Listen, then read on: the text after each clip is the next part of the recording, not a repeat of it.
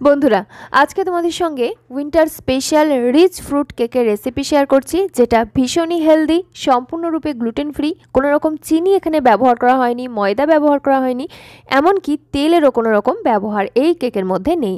তবুও super soft, super moist এবং একেবারে রিচ ফ্রুট কেক যেমন খেতে হয় ঠিক তেমনটাই টেস্ট কিন্তু এই কেকের মধ্যে পাওয়া যাবে। অবশ্যই রেসিপিটা খুব ইজিভাবে তোমাদের সঙ্গে শেয়ার করছি, যে কেউ কিন্তু বানিয়ে ফেলতে পারবে। এখানে আমি নিয়েছি 1 কাপ পরিমাণ কুইক ওটস। তোমরা এখানে রোলড ওটস ব্যবহার করতে পারো। 1 কাপ ওটস আমি এখানে একটা মিক্সার গ্রাইন্ডার জারের মধ্যে নিয়ে নিলাম। সাথে অ্যাড করে দিচ্ছি 1 চিমটের মতো লবণ। কেকের মধ্যে লবণ ব্যবহার করলে টেস্টটা কিন্তু ভীষণই ভালো হয়, একেবারে দোকানের মতোই হবে। তারপরে আমি এখানে একটা গোটা এলাচ ব্যবহার করেছি, সাথে 2টো লবঙ্গ এবং ছোট্ট 1 টুকরো দারুচিনি এখানে আমি নিয়েছি।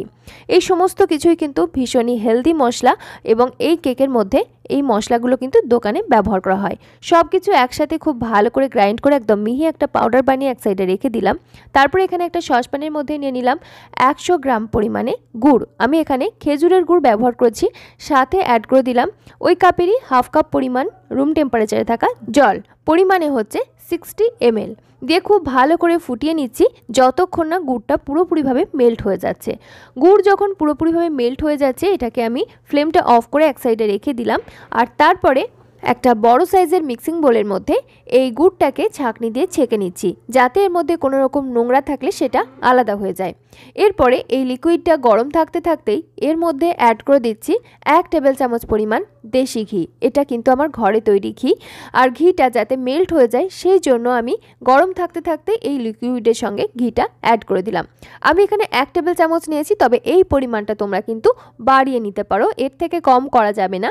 তবে তোমরা ইচ্ছা করলে এই পরিমাণটা বাড়িয়ে নিতে পারো, খেতে আরও বেশি ভালো হবে। এরপরে আমরা অন্য একটা মিক্সিং বোলের মধ্যে ছাঁকনি বসিয়ে তার মধ্যে যে ওটসটাকে গ্রাইন্ড করে নিয়েছিলাম সেটাকে নিয়ে নিলাম। সাথে দিয়ে দিলাম ওই কাপেরই হাফ কাপ পরিমাণ আটা, গমের আটা।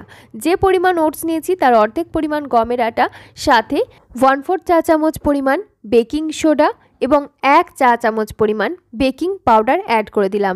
এরপরে এই সমস্ত শুকনো উপকরণগুলো খুব ভালো করে চেলে নিচ্ছি। যদি এর নিচে কোনো গোটা বা দানা অংশ থেকে যায়, ওটসের দানা থাকতে পারে বা আটারও দানা থাকতে পারে, সেইগুলোকে কিন্তু আলাদা করে লাস্টে আমি বাদ দিয়ে দেব। তাহলে পরে কেকের টেক্সচারটা ভীষণই ভালো হবে, একেবারে দোকানের মতোই হবে। তো দেখো, এই অংশটাকে আমি এখন বাদ দিয়ে দিলাম। আর তারপরে এই শুকনো উপকরণগুলোকে একবার চামচ দিয়ে ভালো করে মিশিয়ে নিচ্ছি। আমি এখানে কিন্তু এখনো পর্যন্ত মিল্ক পাউডার বা মিল্ক ব্যবহার করিনি। এবারে আমরা কেক টিনটাকে রেডি করে নেব। তার জন্য কেক টিনের মধ্যে দিয়ে দিলাম খুব সামান্য পরিমাণ আনফ্লেভার্ড অয়েল। তোমরা এখানে ঘি, বাটার এগুলোও ব্যবহার করতে পারো। তারপরে তেলটাকে খুব ভালো করে ব্রাশ করে নিচ্ছি। তবে এটার সঙ্গে আমাদের কেকের কোনো সম্পর্ক নেই। কেকটা যাতে ডিমোল্ড করতে সুবিধা হয় তার জন্য আমি প্যানটাকে এভাবে করে রেডি করে নিচ্ছি।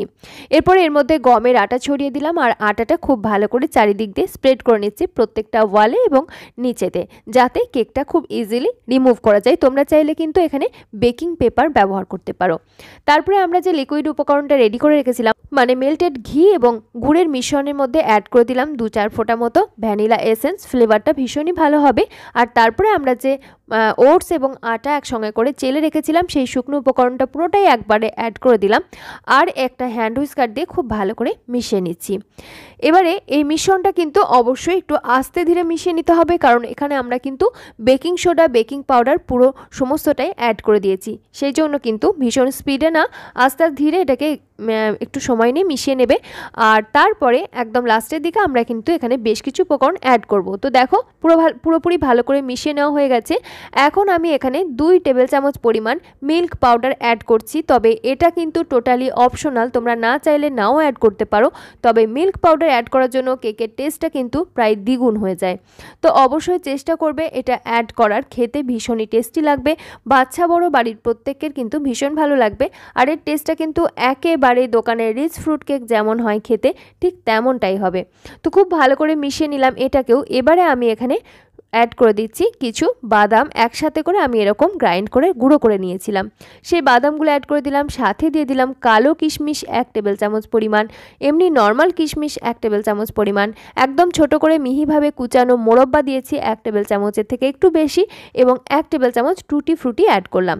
একদম লাস্টে 1 চা চামচ আমি হোয়াইট ভিনিগার অ্যাড করে দিলাম, যাতে বেকিং পাউডার, বেকিং সোডা এগুলো কিন্তু অ্যাক্টিভ হতে পারে। তারপরে সমস্ত কিছু একবার ভালো করে মিশিয়ে নিচ্ছি। এখন কিন্তু আর ওভার মিক্স করা যাবে না। ওভার মিক্স করার ফলে কেকের টেক্সচার কিন্তু শক্ত হতে পারে, কেকটা কিন্তু ভালোভাবে নাও ফুলতে পারে। ওই জন্য জাস্ট মিশিয়ে নেবে হালকা হাতে, এবং এরপরে কিন্তু আর বেশি সময় দেওয়া যাবে না।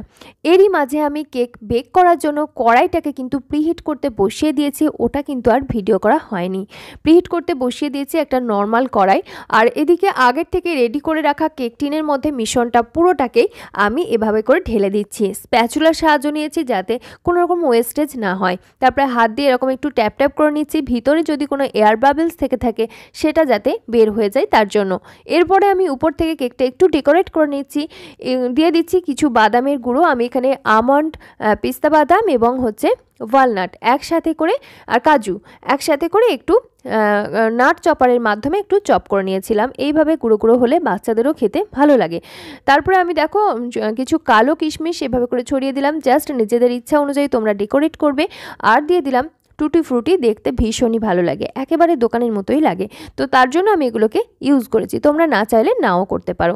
এটা কিন্তু একেবারে রেডি হয়ে গেল। এরপরে আমরা আগের থেকে প্রিহিট করে রাখা প্যানের মধ্যে কেক টিনটাকে বসিয়ে দিলাম, আর তারপরে ঢাকনাটা বন্ধ করে দিলাম। এবারে দেখো ফ্লেমটাকে আমি করে দিচ্ছি একদম হাইয়ের দিকে।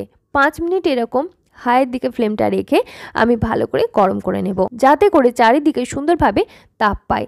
আর এই ঢাকনার মধ্যে যদি কোনো ছিদ্র থাকে সেটাকে বন্ধ করে দিতে হবে। আমি একটা লবঙ্গ দিয়ে ঢাকনার ছিদ্রটাকে বন্ধ করে দিলাম, আর 5 মিনিট হয়ে যাওয়ার পর ফ্লেমটা দেখো আমি একদম লো করে দিলাম। তোমার ওভেনে যতটা সম্ভব লো করা যায় তুমি ততটাই লো করে দেবে, আর তারপরে অপেক্ষা করতে হবে 30 মিনিট। 30 মিনিট পর আমি কেকটাকে চেক করে নেব।